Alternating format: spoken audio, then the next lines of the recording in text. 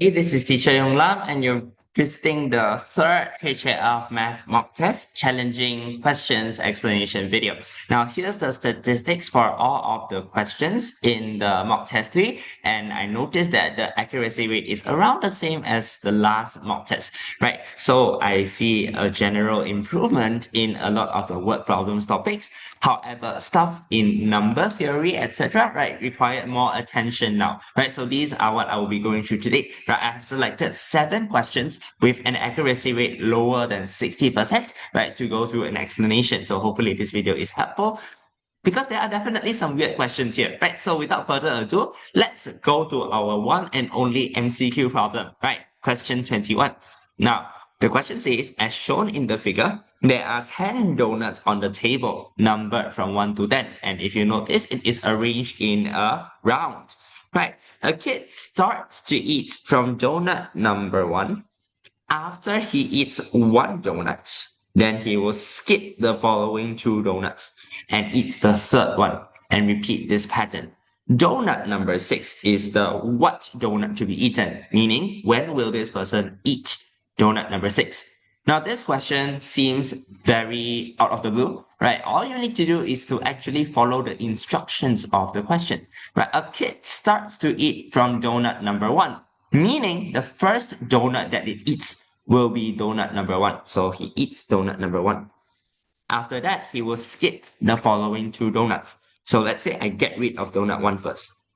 Then he will skip the following 2 donuts around the order, right? So he will skip 2, he will skip 3. The next donut that he will eat will be 4, right? Then 4 is gone. Then we repeat the pattern, right? And we continue up till we eat donut number 6. Okay, so let's just continue the pattern. After this kid ate donut number 4, he will skip 5, skip 6, and eat donut number 7. After he eats donut number 7, he will skip 8, skip 9, and eat donut number 10. Now, when he eats donut number 10, what is the next donut that he will see? Definitely not number 1, right? 1 is already eaten. It will be gone. The next donut that he will see will be donut number 2.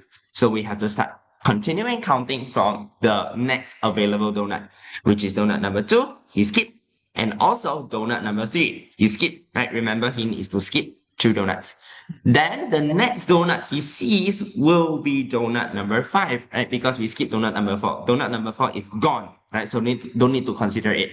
So then donut number 5 will be the next donut to be eaten. Up till now, we already ate 5 donuts. Let's continue going. Right, then he will skip 6. 7 is gone, so he will see 8 and skip 8. Then eat 9.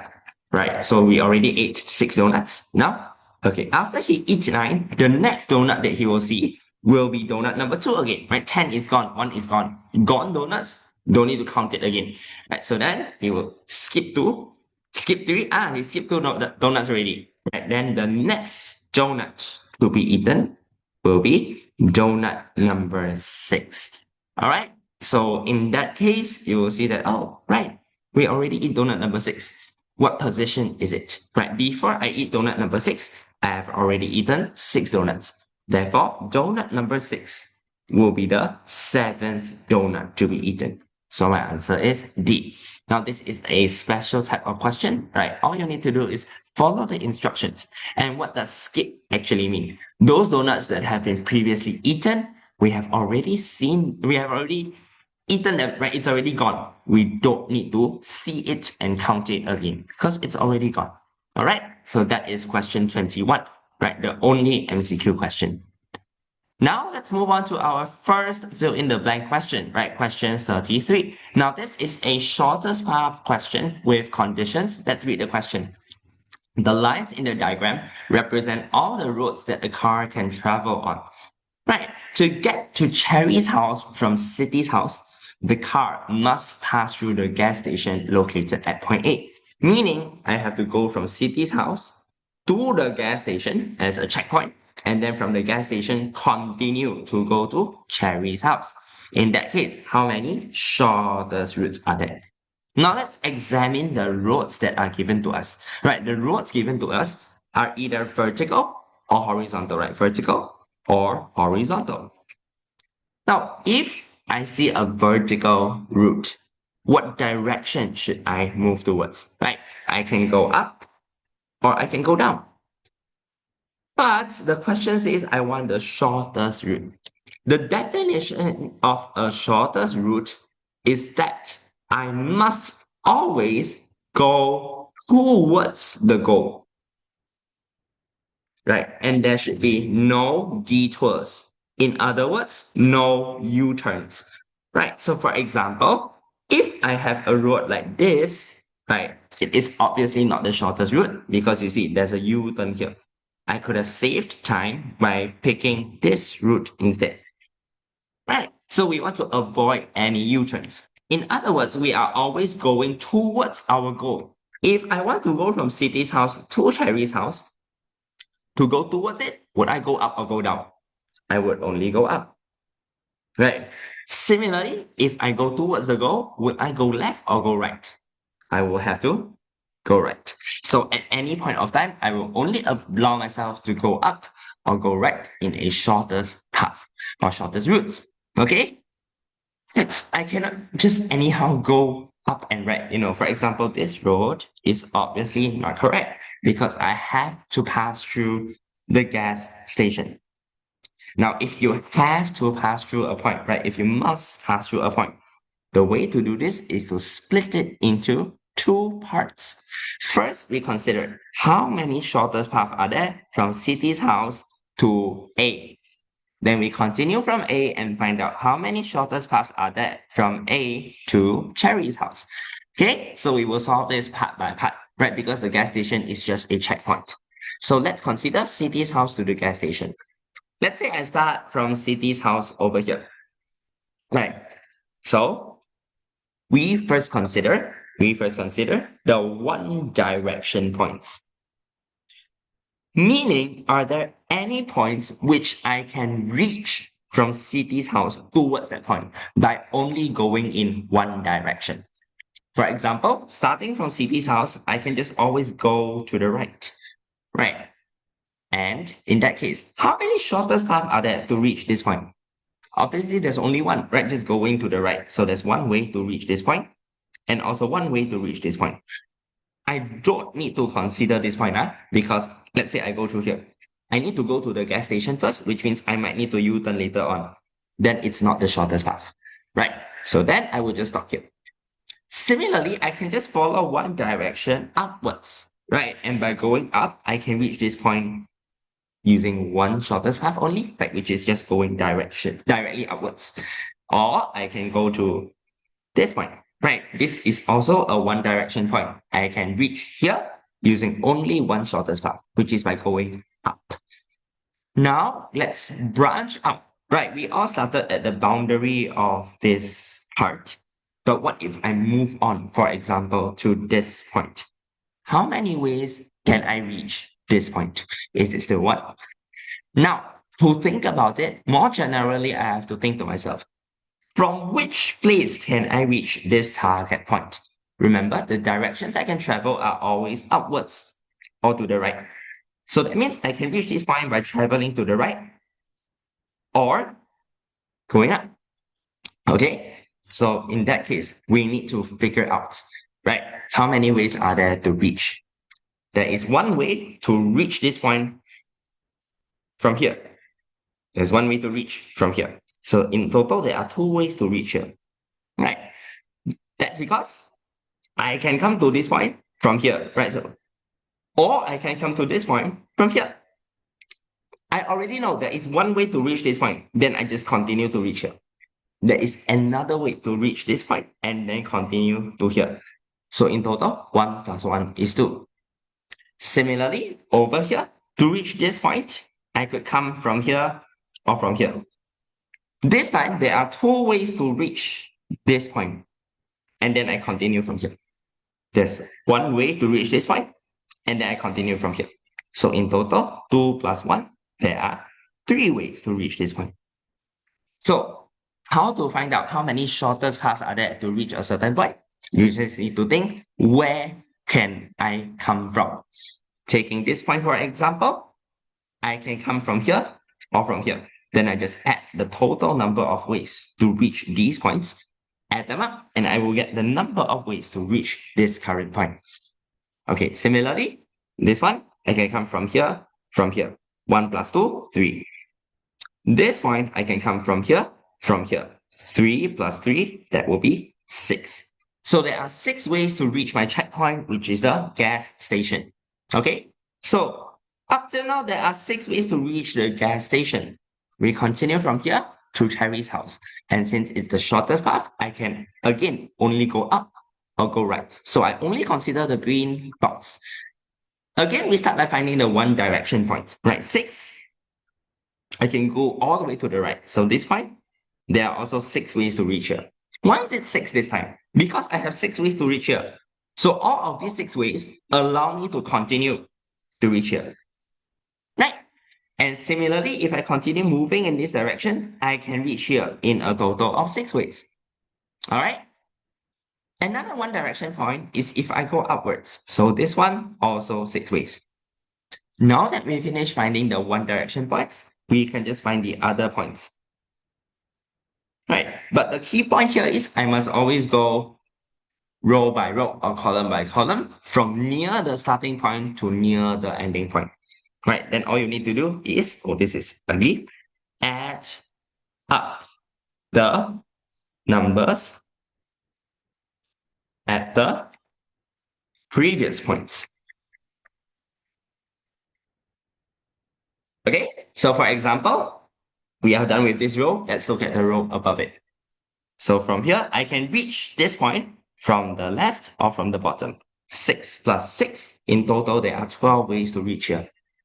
Then I go on to the next one, which just nice is Cherry's house. All right, 12 plus 6, there are 18 ways. So in total, the answer is there are 18 shortest routes. Okay, this is what we call the number marking method, right? The key point is to identify which directions you could go. Where are the one direction points? And to reach the next point, where could I come from? Okay? With that, let's move on to our next question, which is question 37, a division with remainder question. Now, in a division problem, the quotient is 16 and the remainder is 7.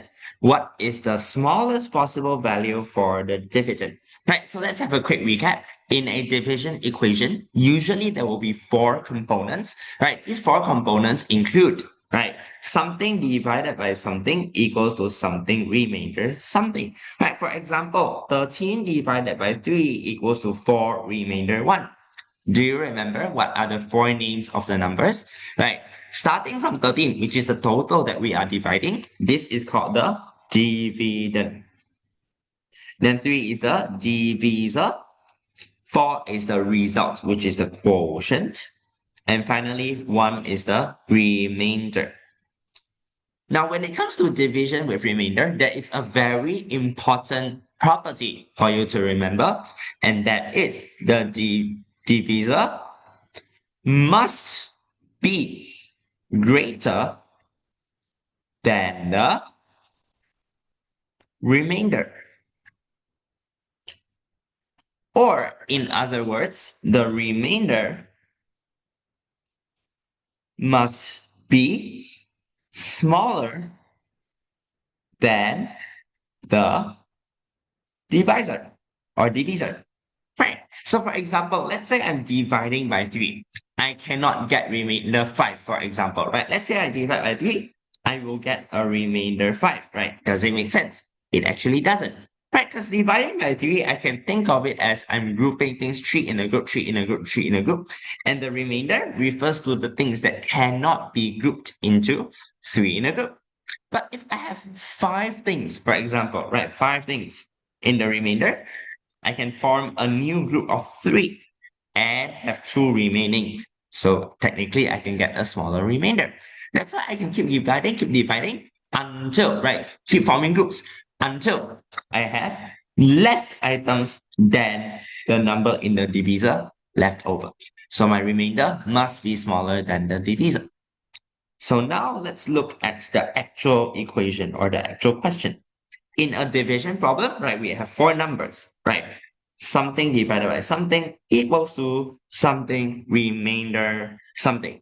Right. And I tell you, the quotient is 16. The remainder is 7. All right. So in that case, how do we find the smallest possible value of the dividend? Right.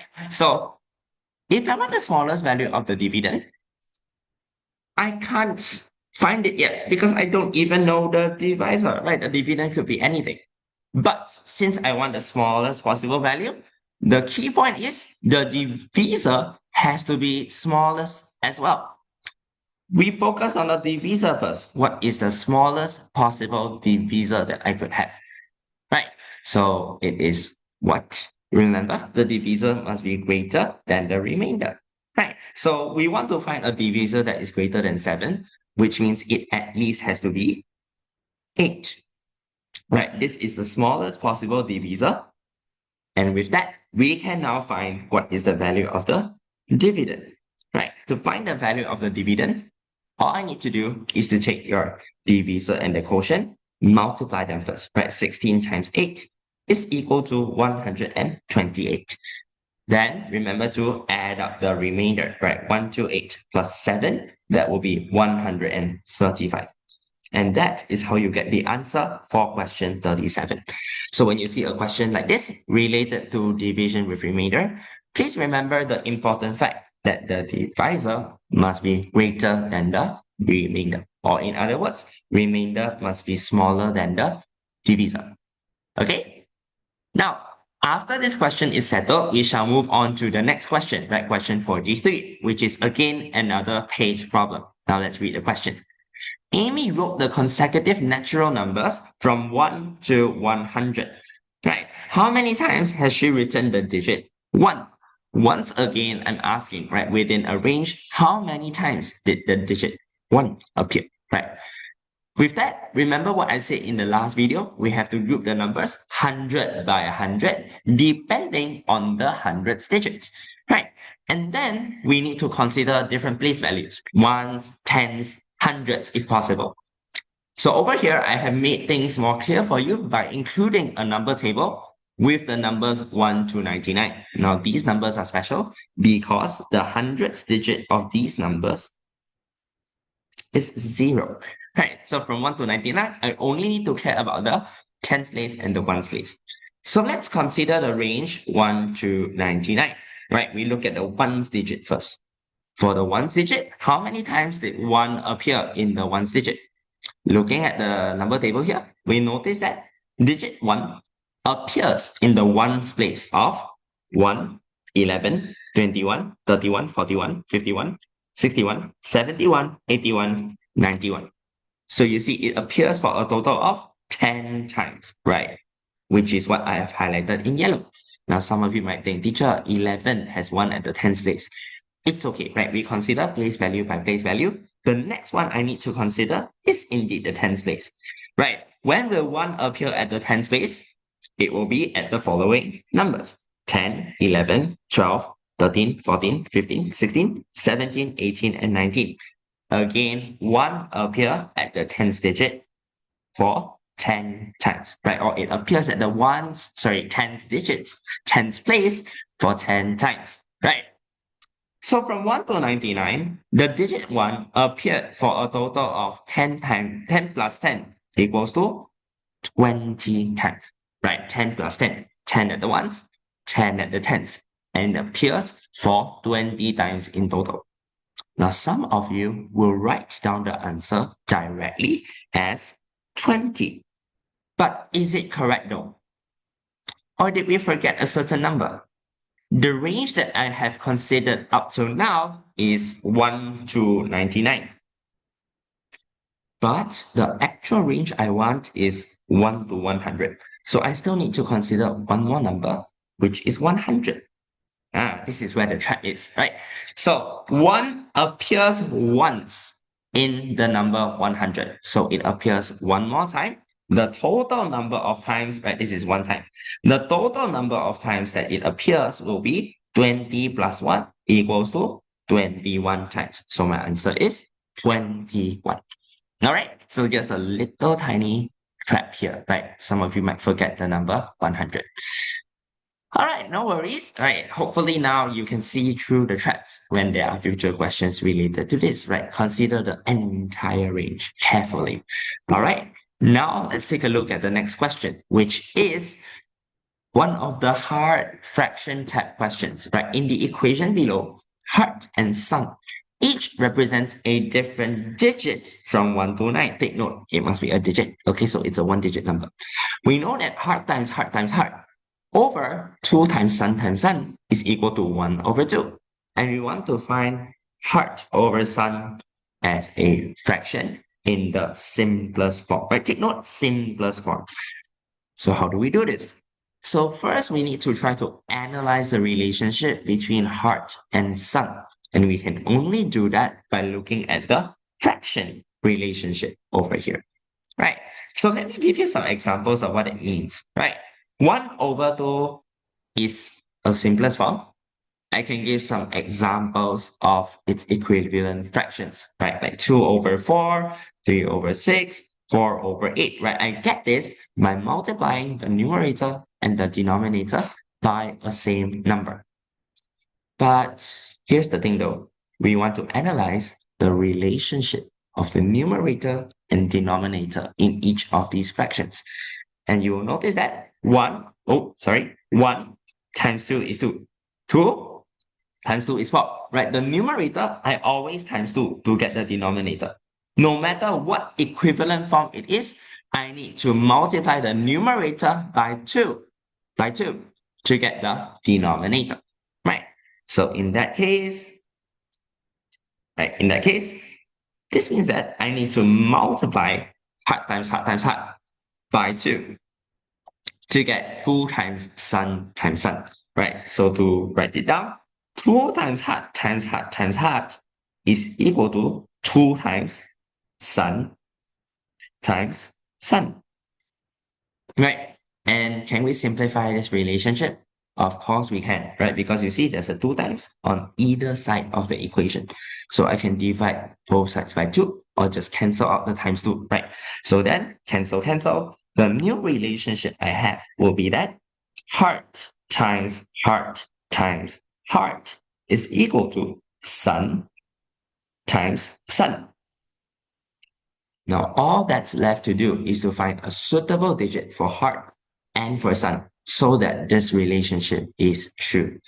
How do we do that? Right. All we need to do is to try out the digits one by one. Right. For example, let's try right, a digit from 1 to 9. Right. So if my heart is equal to 1, 1 times 1 times 1 is equal to 1. Just nice, right? It is 1 times 1 as well, right? My heart and sun can both be 1.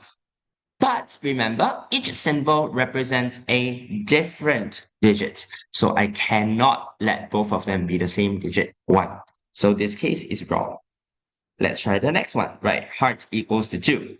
2 times 2 times 2 is equal to 8. And according to the times table, there is no digit that multiplies itself to get 8. So this is wrong as well.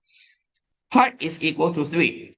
3 times 3 times 3, it's equal to 27.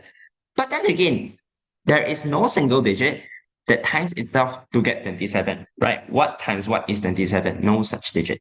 So it is strong again. Now, the next one I will try, heart equals to 4. 4 times 4 times 4 is equal to 64. Now, what times what is 64? That's right, it is 8 times 8. My sun is 8, my heart is 4. Congratulations, I have get a possible pair, right? But is this the only possible pair? Let's try the next one, right? What if heart is equal to 5? Then 5 times 5 times 5 is equal to 125. But sun is a digit. It at most could be 9. 9 times 9 is just 81. To express 125, right, as the product of 2 digits, it's impossible because it's too large. That means 5 is impossible, right, for the heart. And anything bigger than that, we also don't need to consider. There's no possible value for the sun. That means your heart must be 4 and your sun must be 8. So we now have 4 over 8, which we need to express in the simplest form, right? So we need to divide the top and bottom by a same number, right? To make both the top and bottom as small as possible. Well, I can just divide the top by 4 and the bottom by 4 to get 1 over 2. So coincidentally, my answer is also 1 over 2. And that's how I get my answer for this question. Okay, so it's a tricky one. It involves a bit of analysis of the multiple relationship and also a bit of guess and check. All right. Now, with that, let's take a look at question 47, which is again a division with remainder question. Now, let's take a look. Dividing a certain two-digit number by 10 leaves a remainder of 9, and dividing it by 9 leaves a remainder of 8. What is the sum of the number's two digits? Okay, so basically I have a number. I don't know what number it is, right? I don't know what number it is, but when I divide by 10, I will get something remainder 9. The same number, I don't know what number it is. When I divide by 9, I will get something remainder 8. Now, these two may not be the same, right? But the remainders are fixed. Now, there are two ways to do this. First is to just do listing, right? So you see, something divided by 10 equals to something remainder 9. If you look at this equation, can you guess the ones digit of this number? It has to be 9, right? The remainder is just the ones digit of the number. So this number has to be something 9. So you can try listing all the two-digit numbers with, okay, a ones digit 9. So for example, 19, 29, 39, so on and so forth.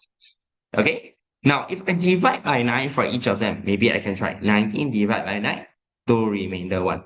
29 divided by 9, 3 remainder 2. 39 divided by 9, 4 remainder 3. Keep on going until you will reach 89. 89 divided by 9 will be 9 remainder 8. And that will be the answer that you want, right? So this two-digit number is 89.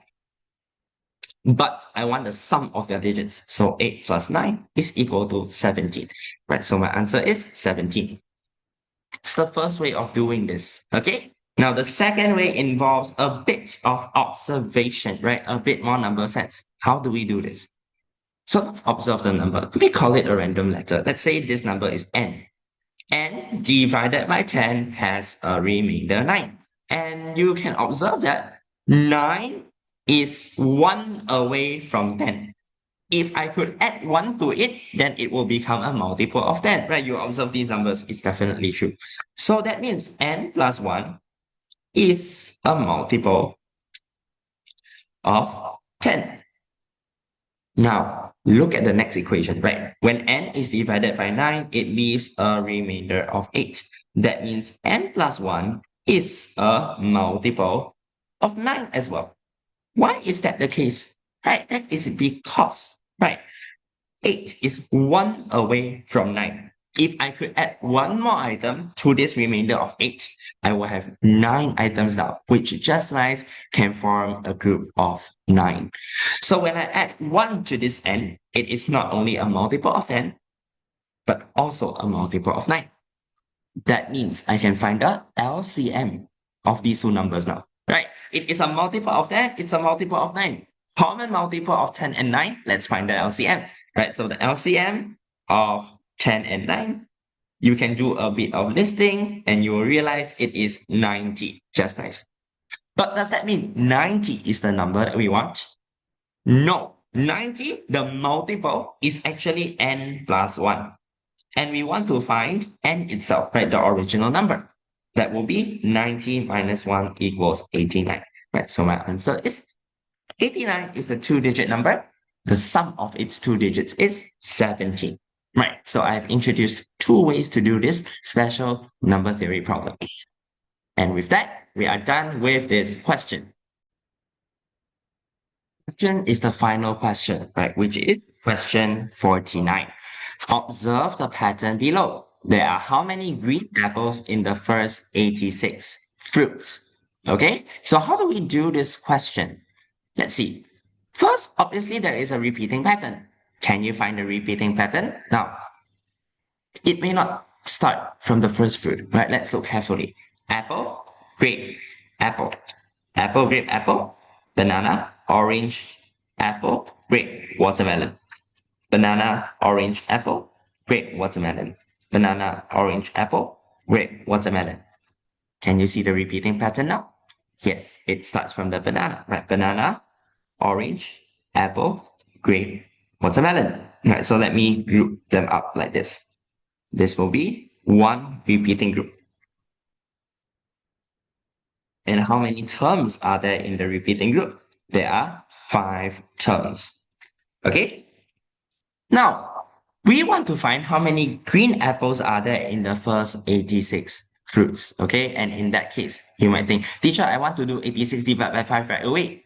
But no, I am not starting my repeating group from the first fruit. There are some distractors over here, right? So before I do division, I need to remove the distractors. Okay, so there are 3 distractors. I will remove them first. 86 minus 3 equals to 83 fruits. So I need to count, right, my repeating group starting from here, and I need to count for 83 fruits.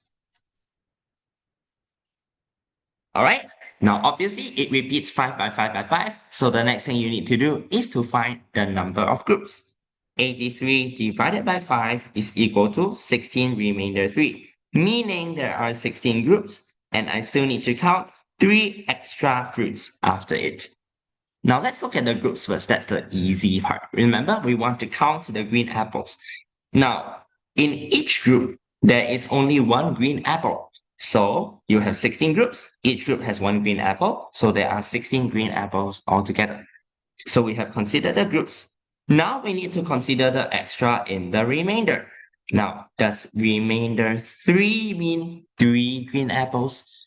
No, we have to look at, right, what are the 3 extra fruits to be counted. So after 16 groups, I just need to count another 3 more fruits, right, which is the first 3 in a group. Just nice, we have counted 1 more green apple, right? So there's actually 1 more green apple in the remainder. Now, is that all? Remember, we want the first 86 fruits, and this actually includes the distractors. So that means I need to count how many apples are there in the distractor as well. And just nice, there are 1, 2, 2 more green apples, right? So altogether, how many green apples are there? 16 plus 1 plus 2 equals 19. There are 19 green apples, right? This is a bit tricky. You need to take care of the groups, the remainder, and also the distractor, right? So take care of everything in the groups at the back, at the front to get your answer. Okay, and with that, we have reached our end of this video, right? So I will see you again in next week's mock test for challenging questions explanation. All right, see you. Okay.